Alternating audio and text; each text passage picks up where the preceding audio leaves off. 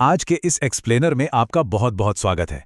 देखिए, आज हम एक ऐसे विषय की तह तक जाने वाले हैं जो है तो बहुत जटिल, लेकिन हमारे और आपके लिए इसे समझना बेहद जरूरी है। हाल ही में पश्चिम बंगाल में दो बड़े नीतिगत बदलाव हुए हैं। अब ऊपर से देखने पर ये सिर्फ सरकारी आदेश लग सकते हैं, लेकिन जमीनी स्तर पर इनके सामाजिक और आर्थिक प्रभाव क्या हो रहे हैं, आज हम बिल्कुल निष्पक्ष होकर इसी का विश्लेषण करेंगे। नीतियां, समाज और हमारी अर्थव्यवस्था, ये तीनों एक दूसरे से कितने गहराई से जुड़े हुए हैं, आज के इस एक्सप्लेनर से एकदम साफ हो जाएगा। तो चलिए शुरू करते हैं। आगे बढ़ने से पहले जल्दी से देख लेते हैं कि आज हम किन किन टॉपिक्स को कवर करने वाले हैं। हमारी चर्चा 6 हिस्सों में बंटी होगी। पहला, पश्चिम बंगाल के नए शासनादेश। दूसरा, मवेशी व्यापार में आया ठहराव।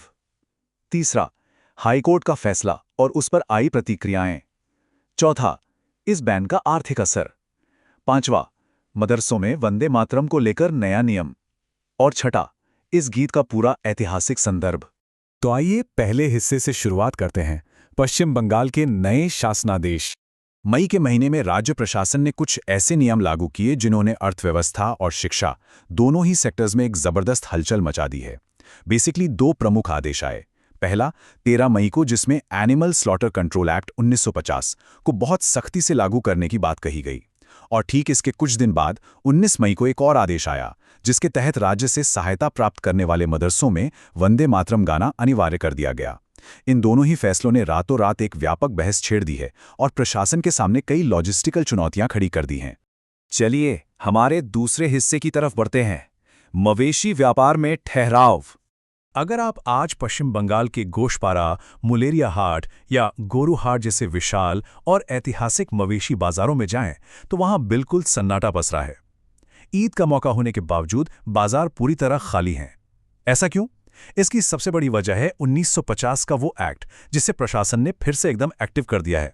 इस एक्ट ने कानूनी तौर पर व्यापार को लगभग नामुमकिन बना दिया है। देखिए, इसके तहत एक 3 स्टेप का प्रोसेस अनिवार्य कर दिया गया है। पहला, मवेशी की उम्र कम से कम 14 साल होनी चाहिए। दूसरा, एक सरकारी डॉक्टर का सर्टिफिकेट चाहिए। और तीसरा, पंचायत या नगर निगम के अध्यक्ष का भी सर्टिफिकेट चाहिए।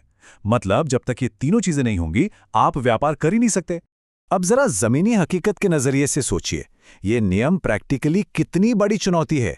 जैसा कि एक स्थानीय सूत्र ने बिल्कुल सटीक टिप्पणी की कि जानवरों का बर्थ सर्टिफिकेट नहीं बनता, उनकी एनआरसी नहीं होती। और ये बात बिल्कुल सच है।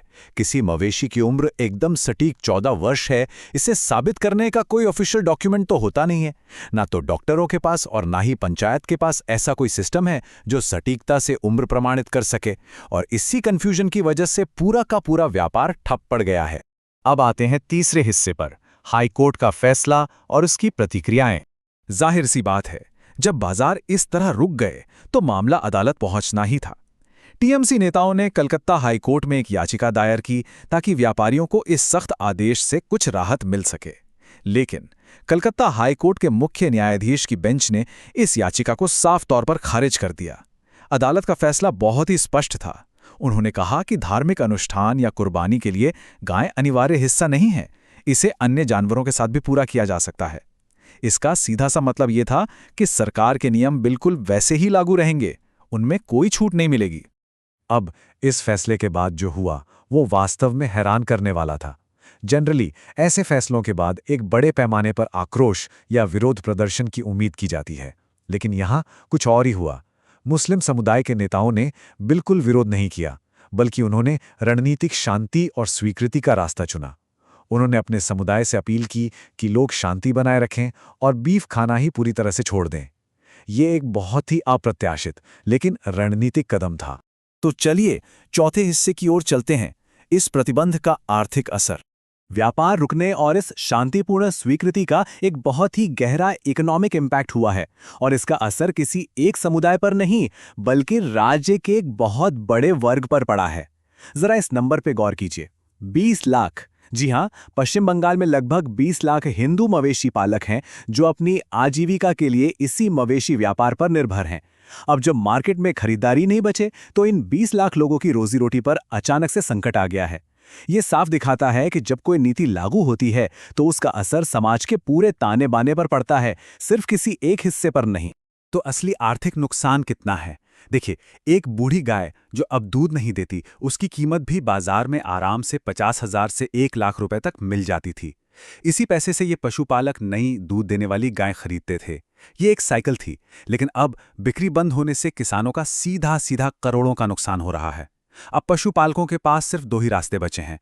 या तो वे जीवन भर इन बूढ़ी गायों को चारा खिलाएं, जो उनके लिए फाइनेंशियली पॉसिबल नहीं है, या फिर उन्हें खुला छोड़ दें। और जब मवेशी खुले छोड़े जाते हैं तो खेतों में फसल का नुकसान होता है और सड़कों पर दुर्घटनाएं बढ़ती हैं। अब हम चर्चा करेंगे 5वें हिस्से की, मदरसों में वंदे मातरम का शासनादेश। मवेशियों के व्यापार से निकलकर अब सीधे शिक्षा के क्षेत्र की ओर चलते हैं। जैसा कि हमने शुरू में बताया था, 19 मई को एक और महत्वपूर्ण आदेश आया।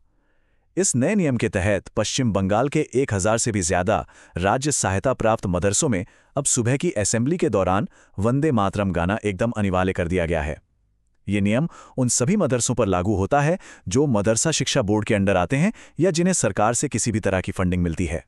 इस आदेश के आते ही मुस्लिम विद्वानों की तरफ से एक बुनियादी आपत्ति उठाई गई। इस आपत्ति को निष्पक्ष रूप से समझने के लिए हमें इस्लामी धर्मशास्त्र के एक कॉन्सेप्ट शिर्क को समझना होगा। शिर्क का मतलब है एक अल्लाह के अलावा किसी और की इबादत या पूजा करना। इस्लाम में इसकी सख्त मनाही है। विद्वानों का तर्क है कि वंदे मातरम के कुछ शब्द इस बुनियादी एकेश्वरवादी आस्था, यानी सिर्फ एक ईश्वर को मानने की फिलॉसफी के खिलाफ जाते हैं। इस पूरी बहस के मूल को समझने के लिए इस धार्मिक नजरिए को जानना बहुत जरूरी है। और अब आते हैं अपने आखिरी यानी छठे हिस्से पर, इस गीत का ऐतिहासिक संदर्भ। देखिए, वंदे मातरम को लेकर जो आज बहस हो रही है वो कोई नई बात नहीं है। इसका अपना एक पूरा इतिहास रहा है। अगर हम टाइमलाइन देखें तो 1882 में बंकिम चंद्र चटर्जी ने इसे अपने एक उपन्यास में लिखा। फिर 1930 के दशक में इस पर लंबी बहस हुई और 1937 में जाकर कांग्रेस ने तय किया कि गीत की सिर्फ शुरुआत की 2 पंक्तियों को ही अपनाया जाएगा। 1947 में संविधान सभा में भी इस पर खूब चर्चा हुई और फाइनली 24 जनवरी 1950 को इसे आधिकारिक तौर पर राष्ट्रीय गीत की मान्यता मिली। तो इससे साफ हो जाता है कि इस गीत के शब्दों को लेकर राजनीतिक और धार्मिक बहसें लगभग पिछले 100 सालों से चली आ रही हैं। तो फिर दिक्कत कहाँ आ रही है? दरअसल वंदे मातरम का जो पूरा आधिकारिक संस्कृत वर्जन है वो 3 मिनट और 10 सेकंड का है। इसे फुल वर्जन में वो छंद शामिल हैं जिन पर 1930 के दशक से ही एकेश्वरवादी मान्यताओं के साथ टकराव के कारण बहस होती रही है। और यही ऐतिहासिक टकराव आज भी प्रासंगिक है, जो सीधे तौर पर राज्य में वर्तमान शैक्षिक तनाव का कारण बन रहा है। खैर, इन सब बातों के बाद अंत में एक बहुत ही गंभीर और सोचने वाला सवाल सामने आता है। जब स्थानीय नीतियां और कानून हमारी इतनी गहरी ऐतिहासिक और धार्मिक जड़ों के साथ टकराते हैं, तो असल में इसकी आर्थिक और सामाजिक कीमत कौन चुकाता है? पश्चिम बंगाल के ये दोनों मामले हमें सोचने पर मजबूर कर देते हैं कि कैसे एक सरकारी आदेश समाज के हर वर्ग, चाहे वो व्यापारी हों, पशुपालक हों या फिर स्कूल में पढ़ने वाले छात्र, सबके जीवन में एक जबरदस्त उथल-पुथल मचा सकता है। इस बारे में आपका क्या सोचना है? विचार जरूर कीजिएगा। आज के इस एक्सप्लेनर में बस इतना ही। जुड़ने के लिए बहुत बहुत शुक्रिया।